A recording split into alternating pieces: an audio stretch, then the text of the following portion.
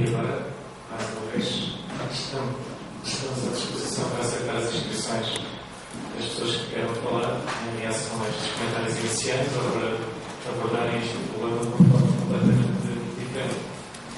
É que, de facto, da diversidade nasce a riqueza e que é um excelente exemplo que os contributos foram absolutamente diversos e todos eles interessantes.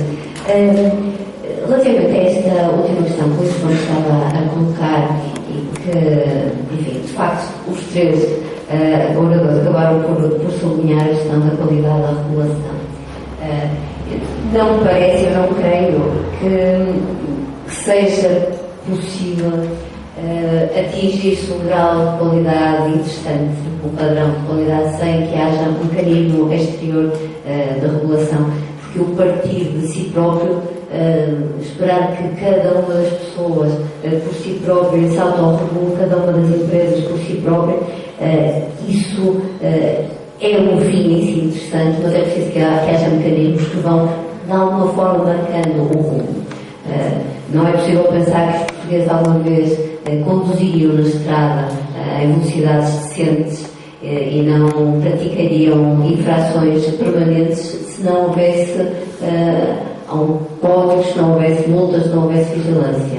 E, da mesma forma, não se pode pensar que alguns dos, por exemplo, aqueles níveis que estamos sempre de limpeza que ocorrem em alguns países nórdicos, que isso não acontece porque os nórdicos são particularmente limpos por natureza mais do que são mediterrâneos. Não, as coisas foram sendo construídas, mas não são construídas por terceiros, são pelos próprios. As pessoas, julgo eu, que entendem a certa altura uma pressão da própria sociedade que importa criar um determinado tipo de regulamento, porque ele passa a ser necessário, passa a ser uma necessidade das pessoas. E desse ponto de vista, parece-me que os arqueólogos é isso mesmo, há uma necessidade de qualidade e são eles mesmos que procuram essa forma de regulação e é natural que se reflita constantemente qual é o melhor método de o fazer. Jamais se atingirá o método perfeito e o procedimento perfeito, é preciso ir construindo e afinando erros. Isso relativamente à regulação. Relativamente ao mercado, eu julgo que o mercado nada regulado não funciona nem quando se está a falar pura e simplesmente da criação de lucros, quanto mais quando se quer falar em criação de conhecimento, em questão de cultura. E, portanto, eu acredito que é importante haver uma regulação, seja ela construída de diversas formas, mas que nasça da própria necessidade de quem exerce, neste caso, a profissão. Só uma outra nota também, relativamente à questão e julgo também foi o Luís Fontes que levantou essa questão da arqueologia estar ou não preparada para o salto. De facto, há uma sensibilidade muito grande na altura do COA, e o Miguel também sublinhou muito isso, mas não parece que depois tivesse sido uma preparação. Tem a ver, de facto, com uma decisão política. É uma decisão como, enfim, tantas outras. Do meu ponto de vista, eu senti-me mais satisfeita se nesta fusão também os museus tivessem vindo para o nosso lado, porque me parece que aí era uma fusão com sentido. Assim, é uma fusão do ponto de vista da arqueologia, passa a ser uma memorização evidente da arqueologia. E, portanto, também nos compete a nós continuar a forçar que assim não seja. E eu queria deixar outra nota, mas acho que deixo mais para a frente, para deixar agora, neste momento, o espaço para outras pessoas falarem também. Em relação à questão da ética e determinadas posturas que as pessoas devem desenvolver, eu concordo perfeitamente que é uma questão de educação. É uma questão de educação que deveria, à partida, começar desde muito cedo, começar de um sistema público de educação que abrangesse a formação moral dos cidadãos. Não necessariamente na universidade, mas desde antes.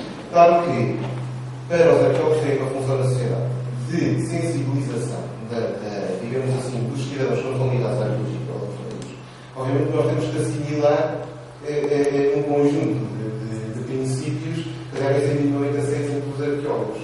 Eu sou arqueólogo há relativamente pouco tempo, mas já me confrontei com muitas situações, ciências guiadas, ciências arqueológicos, de comissões de festas que têm uma capela no sítio arqueológico que fazem uma maria, enfim, situações que à partida, nós arqueólogos tendemos a entendê-las como conflitos, mas que não têm que ser necessariamente necessariamente conflitos.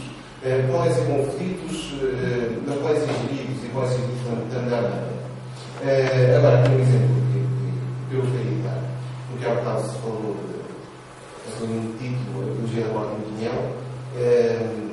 Portanto, eu sou de Pinhão e sou membro da Assembleia Municipal de Pinhão, que recentemente aprovou uma moção para a construção da barragem da Quinta de Pedro Martins. Portanto, um projeto hidrelétrico que visa suprir aquilo que a suposta barragem de Foscoa, a produção energética que a barragem de Foscoa iria garantir.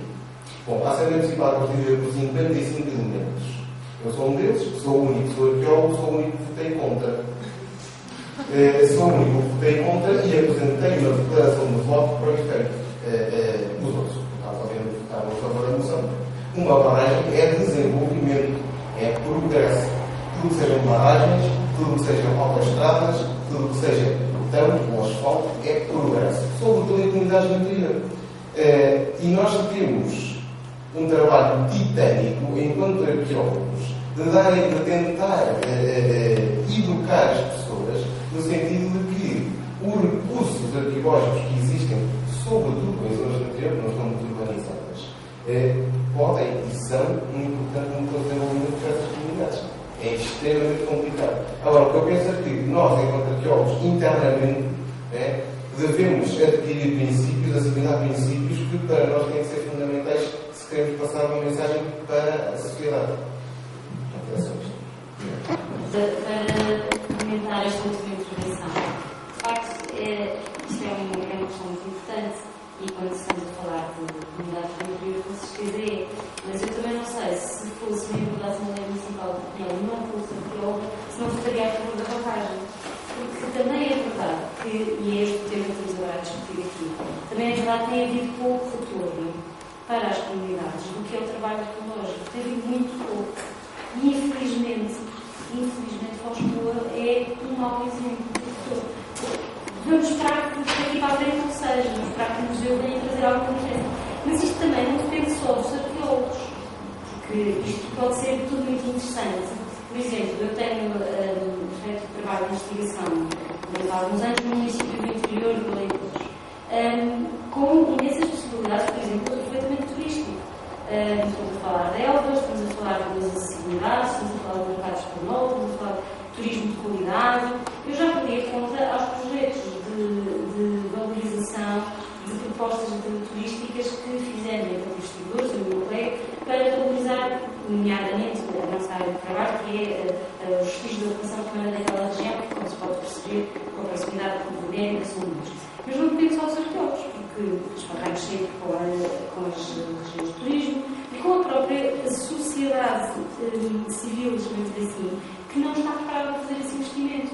Não vale a pena dizer às pessoas para ir visitar, fazer um roteiro das ruas romanas de Elvas, se depois não tiverem alojamento de qualidade e o alojamento são os arqueólogos que vão fazer enquanto entidade.